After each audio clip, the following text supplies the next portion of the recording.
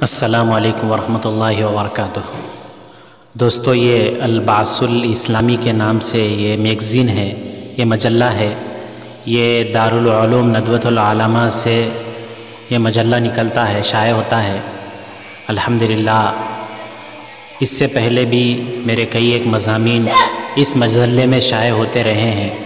ابھی فی الحال یہ الاوبیاء والامراض فی ضوء ادب القرآن والحدیث کے نام سے کرونا وائرس کے سلسلے میں قرآن و حدیث کے اندر جو ہدایات دی گئی ہیں، ان ہدایات کو اس مضمون میں بتلانے کی کوشش کی گئی ہے۔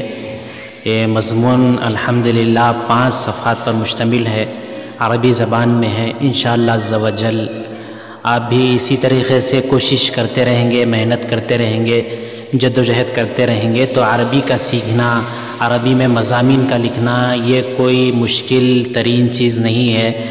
آدمی کو وابستگی ہونا چاہیے، تعلق ہونا چاہیے۔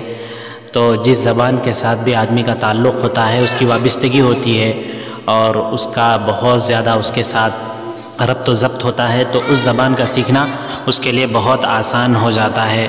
تو انشاءاللہ عز و جل آپ بھی کوشش کریں گے، میں بھی وہ کوشش کر رہا ہوں۔ اللہ عز و جل سے دعا کریں کہ اللہ عز و جل جس خدمت کو ہم انجام دے رہے ہیں، ہماری اس خدمت کو دنیا و آخرت میں قبول فرما کر ہمارے لیے دنیا و آخرت میں کامیابی کا اسے ذریعہ بنائے۔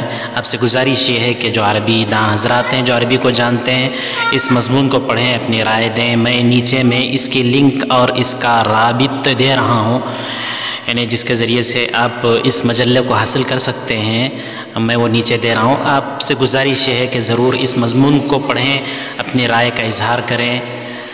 السلام علیکم ورحمۃ اللہ وبرکاتہ۔